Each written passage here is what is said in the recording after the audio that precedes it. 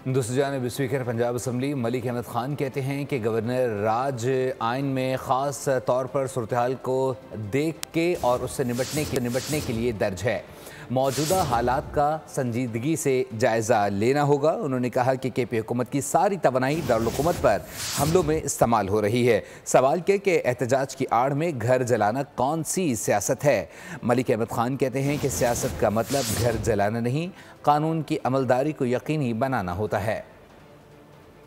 के बारे में मेरी जाती राय तो बड़ी मुख्तलिफ है, लेकिन ये क्योंकि आइन में किसी सूरत हाल से निपटने के लिए लिखी गई है, जो हुकूमत है उसकी सारी एनर्जी दारुल खिलाफे पर हमला करने में लगी। उस हुकूमत की सारी एनर्जी वहाँ की पुलिस, वहाँ के लोगों को साथ लेकर आप एक अनारकी घेराव जलाओ करते हैं, तो फिर तो कुछ सोचना चाहिए।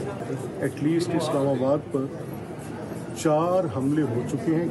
अब पॉलिटिक्स, क्या मेरा घर जलाना सियासत हो सकती है? क्या किसी के घर को आग लगाना सियासत?